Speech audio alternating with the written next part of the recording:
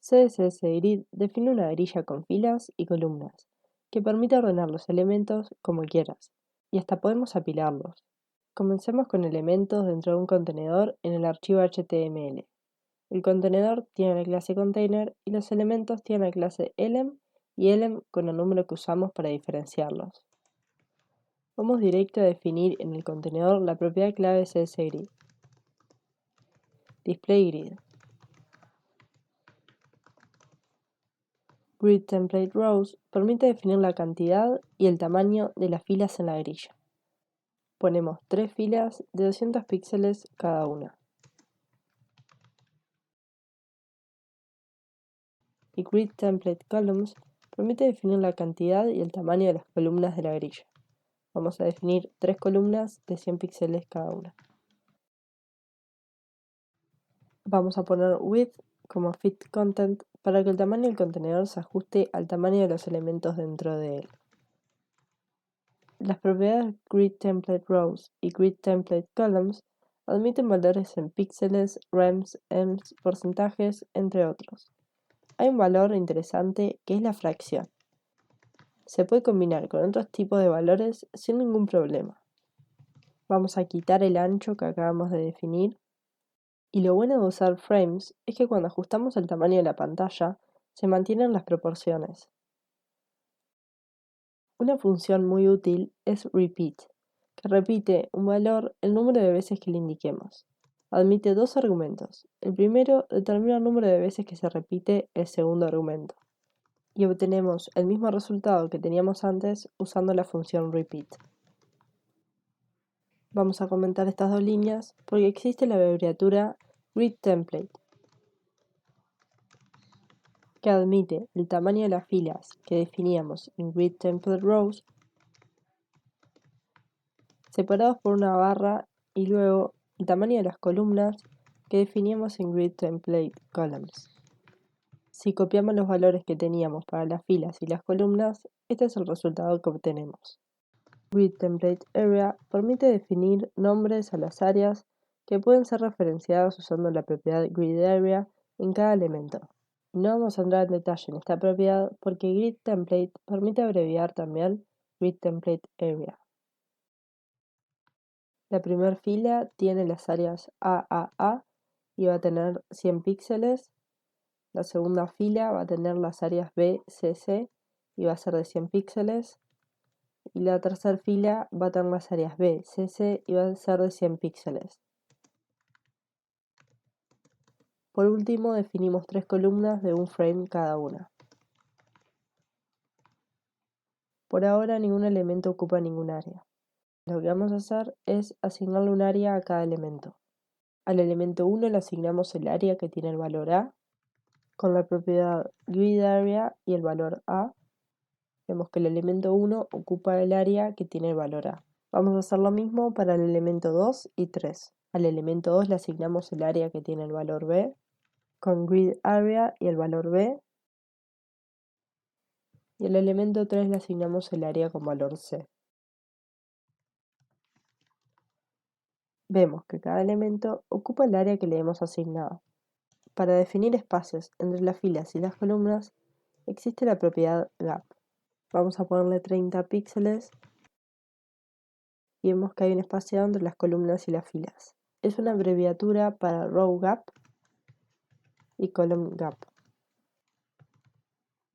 Si le agregamos otro valor a gap, el primero hace referencias al espaciado entre las filas y el segundo entre las columnas. Vamos a limpiar un poco nuestros estilos y ahora vamos con algunas propiedades más interesantes y poderosas de CSS Grid. GridRowStart permite definir la fila en la que comienza un elemento. Ponemos 1. GridRowEnd permite definir la fila en la que termina un elemento. Ponemos 3.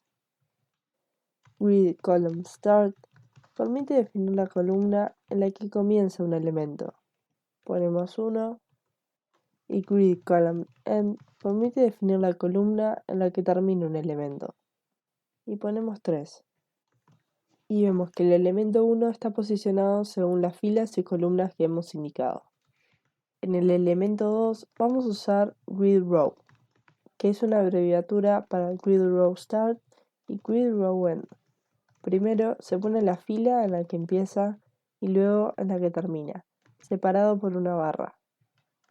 Vamos a ponerle el valor 1 al Grid Row Start y el valor 4 al Grid Row End. Y Grid Column es una abreviatura para definir el comienzo y fin de un elemento en cuanto a las columnas. Sirve para abreviar Grid Column Start y Grid Column End separado por una barra. Vamos a ponerle 3 al Grid Column Start y 4 al Grid Column End. Y vemos que el elemento 2 empieza en la fila 1, termina en la fila 4, empieza en la columna 3 y termina en la columna 4. Grid Area es una abreviatura para Grid Row Start, Grid Column Start, Grid Row End y Grid Column End, todos separados por una barra. Le ponemos valores y queda posicionado el elemento 3, desde la fila 3 hasta la 4 y desde la columna 1 hasta la 3. Existe la palabra clave span, que determina cuántas filas o columnas ocupa el elemento. Si queremos que ocupe 3 filas, ponemos span 3. Si queremos que ocupe una fila, ponemos span 1. Span también funciona para las columnas. Llegó el momento de superponer elementos.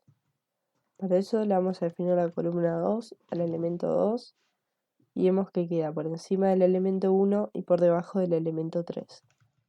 Si queremos que el elemento 2 quede por encima del elemento 3, debemos poner z-index 1 y vemos que queda por encima del elemento 3. Podemos jugar con el z-index, con las columnas y las filas para elegir qué elementos quedan superpuestos. Vamos a volver para que no se superpongan y agregamos un elemento más a nuestro HTML. A pesar de que no había espacio libre en la grilla, se agregó un elemento más.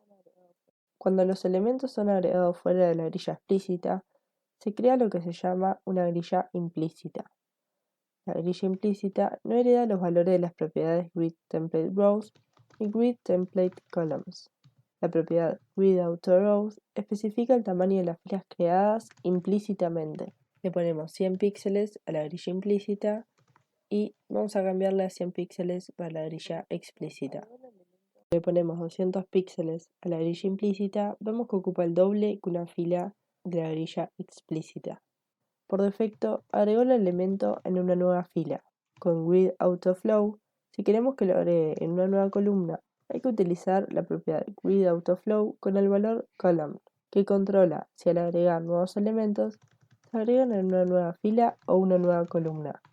GridAutoColumns define el tamaño de las columnas en la grilla implícita. Ya casi terminamos. Vamos a limpiar otra vez nuestras propiedades y quitamos el elemento que agregamos. Vamos a ver la alineación de los elementos y de la grilla. La propiedad JustifyItems justifica los elementos en el eje horizontal, que en este caso son las filas. AlignItems alinea los elementos en el eje transversal, que en este caso son las columnas. JustifyItems y AlignItems por defecto tienen el valor stretch. Pueden valer start, end, baseline o center.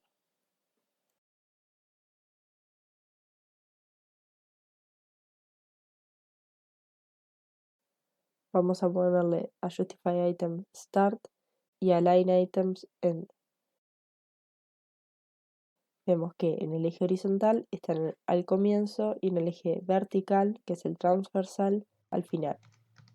JustifySelf y AlignSelf permite definir la alineación de los elementos individuales. Pueden valer Center, Start o End. Borramos las propiedades para centrar elementos. Vamos a definir una altura para el contenedor y las columnas, en lugar de que sean de un frame, van a ser de 50 píxeles. Y con la propiedad JustifyContent y AlignContent podemos modificar la posición de la grilla. Justify Content lo hace en el eje horizontal y Align Content en el eje vertical. Admiten los valores Start, End, Center y unos valores interesantes son Space Around, Space Between y Space Evenly. Vamos a eliminar estas propiedades y algo que está muy bueno de CSS Grid es que podemos hacer la grilla responsive sin media queries. Vamos a ponerle columnas de 200 píxeles y vemos que queda por fuera del contenedor.